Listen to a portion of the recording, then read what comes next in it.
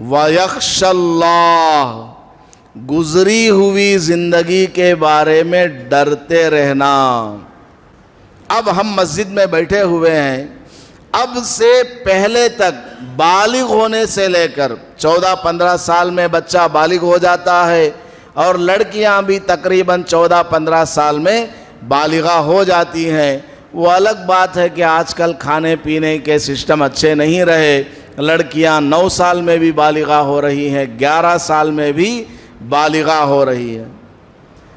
تو بالغ ہونے سے لے کر اب تک جتنی ہماری زندگی گزری ہے اس کے بارے میں اللہ سے ڈرتے رہنا۔ کون سی رات مجھ سے کیا گناہ ہوا، میری آنکھوں نے کن کن ناپاکیوں کو دیکھا، میرے کانوں نے کن کن لوگوں کی برائیوں کو سنا، میرے دل نے کن کن چیزوں کو سن کر دیکھ کر کے مزہ لیا۔ ہر آدمی اپنے دل میں جھانک کر کے دیکھے۔ علماء اکرام فرماتے ہیں، اولیاء اللہ بزرگان دین، آدمی کو روزانہ رات میں سونے سے پہلے ایک کونے میں بیٹھ کر 5-10 منٹ کے لیے مراقبہ کرنا چاہیے، میڈیٹیشن۔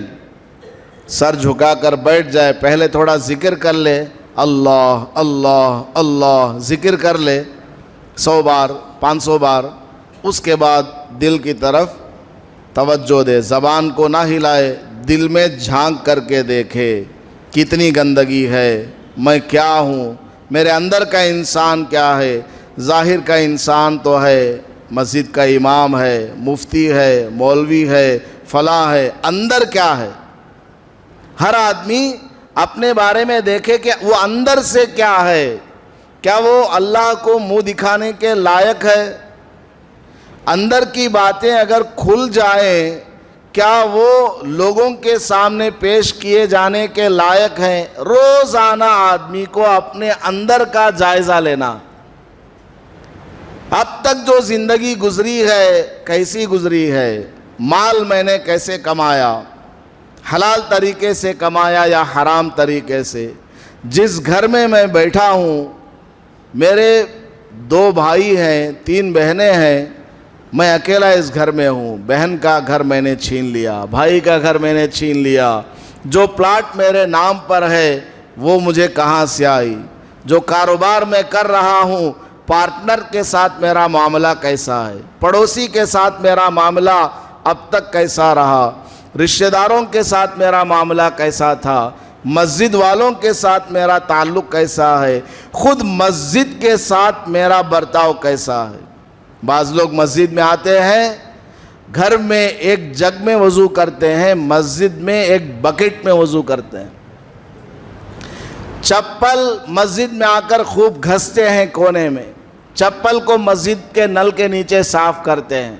ہم منع نہیں کر رہے ہیں، اب صاف کرو، مسجد والوں نے، متولی نے، ذمہ داروں نے سب آپ ہی کے لیے انتظام کیا ہے۔ میں ایک آدمی کو سوچنے والی بات بتا رہا ہوں، کیا وہی کام آپ اپنے گھر میں کریں گے؟ ایک بکٹ میں وضو کریں گے، مسجد کے بیت الخلاء میں بیڑی پی رہے ہیں، سگریٹ پی رہے ہیں، پان تھوک رہے ہیں، کیا وہی کام آپ اپنے گھر کے بیت الخلاء میں کریں گے، باتھ روم میں کریں گے؟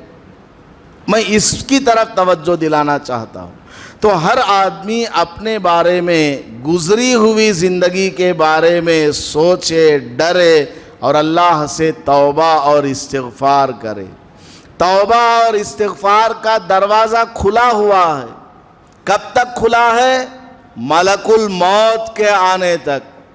ملک الموت کب آئے گا نہیں معلوم، ملک الموت کب آنے والے ہیں کسی کو نہیں معلوم۔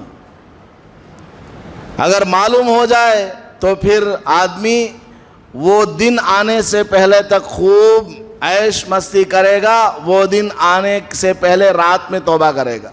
اللہ نے چھپا کر کے رکھا ہے کہ ان کی انٹری آپ کے گھر میں کب ہوگی، میرے گھر میں کب ہونے والی ہے۔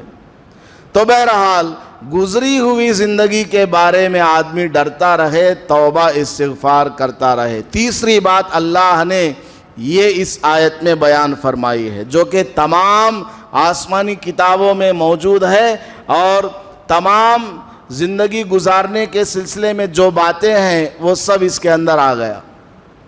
اور آگے اللہ پاک نے فرمایا وَيَتَّقْهِ، یہ تو گزری ہوئی زندگی ہے لیفٹ سائڈ، اب جو رائٹ سائڈ ہے یعنی باقی جو زندگی ہے نہیں معلوم کب تک ہم زندہ رہیں گے.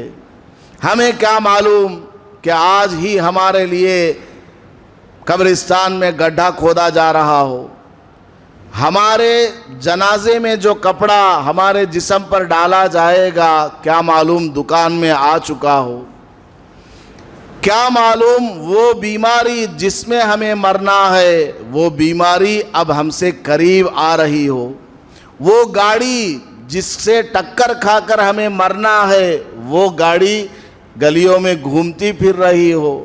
کیونکہ حدیث میں آتا ہے دو چیزیں انسان کا پیچھا کرتی ہیں، ایک روزی، آدمی جہاں بھی جائے گا جہاں کہیں بھی رہے گا روزی اس کا پیچھا کرتی ہے، اللہ نے اس کی روزی لکھی ہوئی ہے وہ اس کو مل کر کے رہے گی.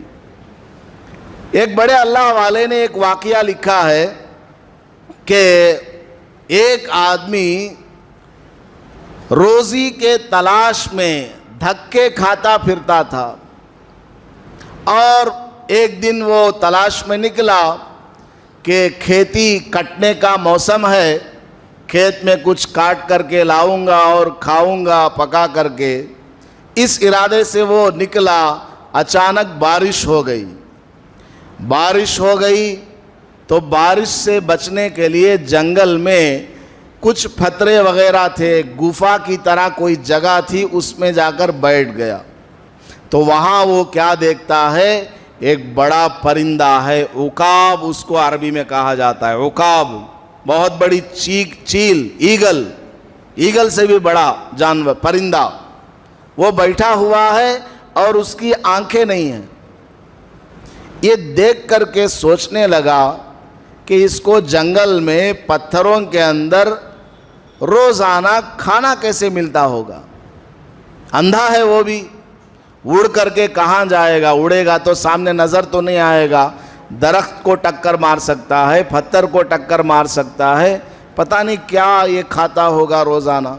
اسی سوچ میں وہ بیٹھا تھا کہ اچانک بارش سے بچنے کے لیے ایک چھوٹا سا کبوتر اڑتا اڑتا اسی گفا میں گھسا اور اندھیرے میں نظر نہیں آیا اس کبوتر کو، تو وہ آ کر کے اس چیل کے سر پر بیٹھ گیا. چیل کو ٹکر مار دیا اس نے. اب چیل کو تو معلوم ہے کہ میرے سامنے جو چیز آئی وہ کیا ہے، کھانے والی ہے یا نہیں ہے. اس کے ناک میں بھی پاور ہوتا ہے، چونچ میں بھی طاقت ہوتی ہے، محسوس کر لیتا ہے وہ. تو اس نے فوراً اس کو پکڑ لیا. وَإِذَا بِحَمَامَةٍ قَدْ دَخَلَتْ تَسْتَكِنُ فِي الْكَهْفِ مِنَ الْمَطَرِ. تو بارش سے بچنے کے لیے وہ پرندہ آیا تھا تو اس نے اس کو دبوچ لیا اور کھا لیا. یہ آدمی جب اس نے دیکھا کہ اندھا پرندہ ہے، اللہ نے اس کی روزی کا کیسا انتظام کیا، وہ بھی بارش کے موسم میں. تو ایک پرندے کو اللہ تعالیٰ روزی کا انتظام کرتا ہے، کر سکتا ہے. میں تو انسان ہوں، اشرف المخلوقات ہوں، مجھے اللہ تعالیٰ روزی کیوں نہیں دے گا؟ میں کیوں ادھر ادھر دھکے کھاتا پھر رہا ہوں؟ اللہ کی عبادت کروں گا اور حلال طریقے سے محنت مزدوری کروں گا، ظاہری اسباب کو اختیار کروں گا اور اللہ کی ذات پر بھروسہ کروں گا. فرجع ذلك الانسان الى مکانہ وتوکل علی اللہ.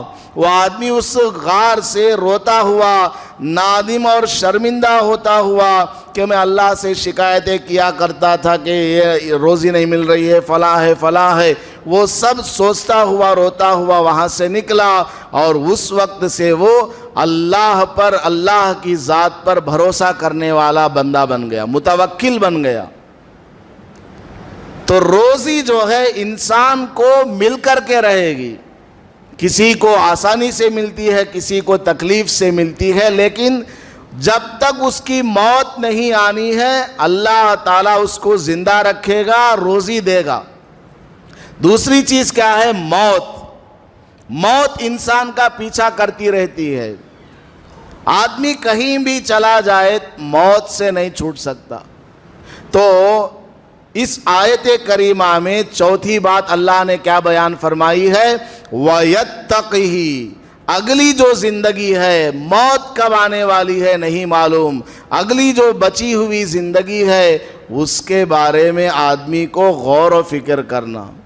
अब तक जो कुछ हो गया, तौबा कर लिया, अब कम से कम मैं सुधर जाऊं, अब कम से कम मैं नेक बन जाऊं। इस तरह आदमी डरते हुए सोच समझ करके जिंदगी गुजारना। वीडियो के नीचे सब्सक्राइब के बटन पर क्लिक करें, बेल के आइकॉन पर क्लिक कीजिए ताकि हर नई वीडियो की नोटिफिकेशन आपको मिल जाए।